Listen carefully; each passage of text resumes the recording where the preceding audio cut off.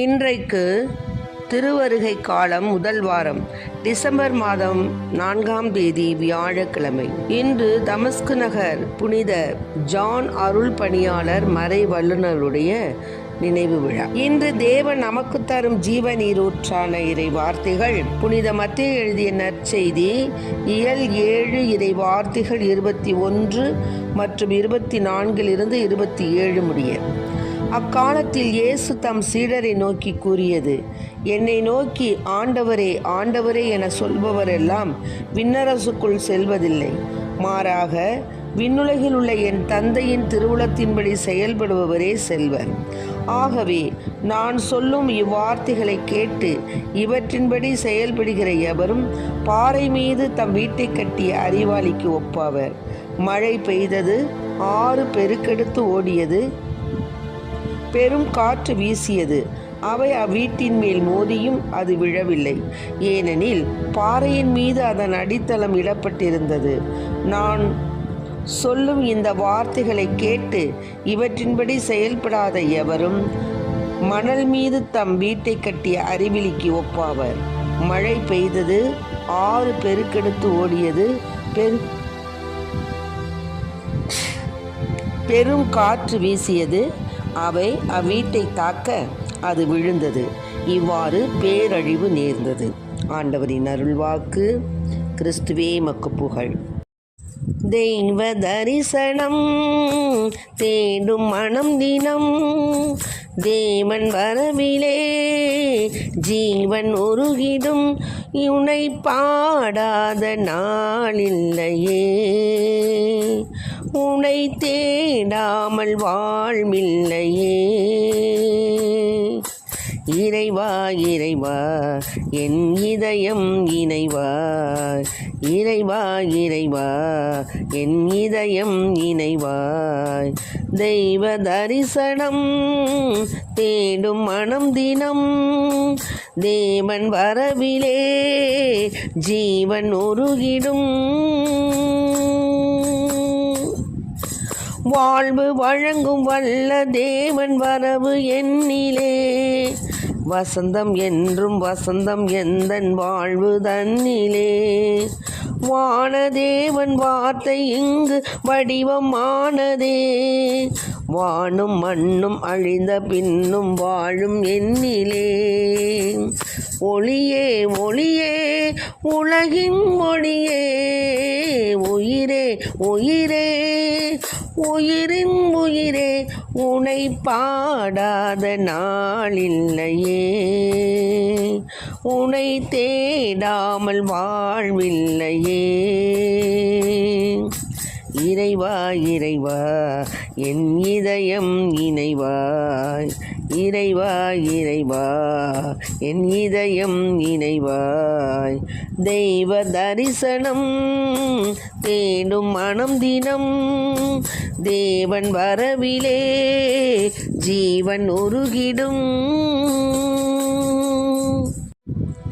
இன்றைக்கு நம் தேவன் தரும் ஜீவநீர் ஊற்றான இறை வார்த்தைகளை கேட்டோம். அதாவது இயேசு தம் சீடரை நோக்கி சொன்னார். என்ன சொன்னார்னா, என்னை நோக்கி நீங்கள் வெறும் ஆண்டவரே ஆண்டவரே அப்படின்னு சொன்னதுனால நீங்கள் விண்ணுலகுக்கு போக முடியாது.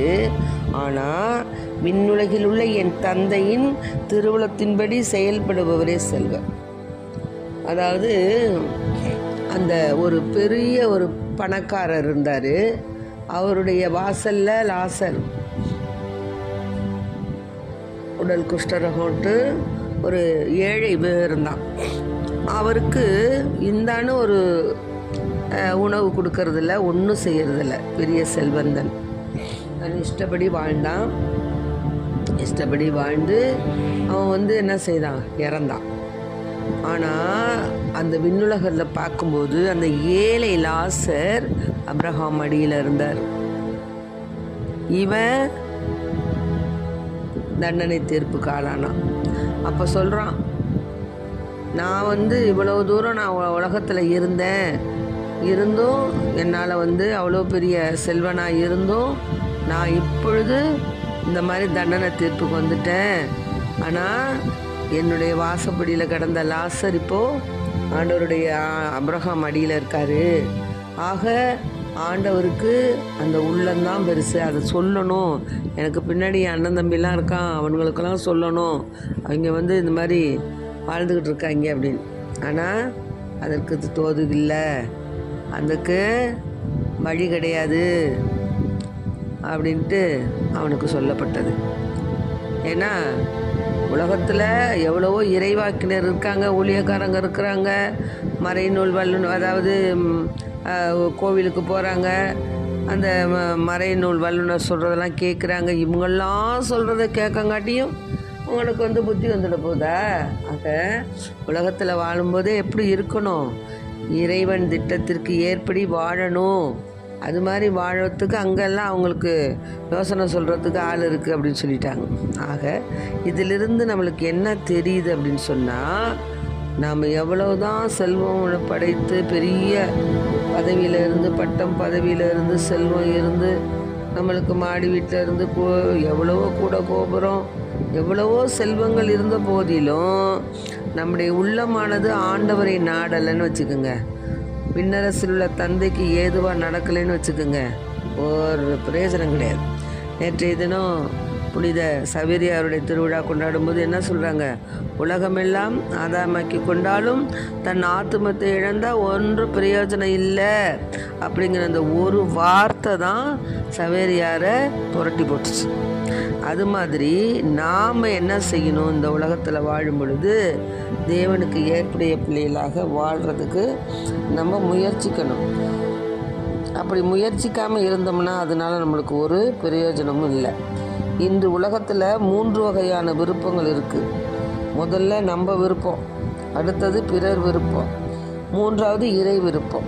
அதனால் இறை விருப்பத்தை இறை திருவுளம் அப்படின்னு சொல்கிறோம். கடவுளுடைய விருப்பம் சரியானதாக இருக்கும், நேர்மையானதாக இருக்கும், நமக்கு வாழ்வு தரக்கூடியதாக இருக்கும், பாதுகாப்பாகவும் இருக்கும். நம்முடைய விருப்பம் அவ்வளவுக்கு அது நம்முடைய விருப்பமாக மாறும்போது நம்ம இந்த உலகத்தில் தான் நம்ம மகிழ்வோடு வாழ முடியும். ஆனால் விண்ணுலகில் நம்மால் மகிழ்வுடன் வாழ முடியாது நம்ம விருப்பப்படி நடந்தோம்னா. ஆகவே இறைவனுடைய விருப்பம் எப்படி நேர்மையானது, தகுதியானது, பாதுகாப்பானது. ஆகவே இறை விருப்பத்தின்படி வாழ்வோர் பாறை மீது தம் வீட்டை கட்டியவருக்கு ஒப்பாவர். பாறை மீது கட்டியவர். ஆகவே இறைவார்த்தை சொல்கிறது, கடவுளுடைய விருப்பத்திலே நம் விருப்பம் அடங்கி இருக்கட்டும். ஆகவே இறை திருவுளத்துப்படி நடக்க, ஆண்டவருடைய விருப்பத்தின்படி நாம் நடக்க இறைவனை வேண்டுவோம். ஆமேன். Praise the lord. மரியே வாழ்க.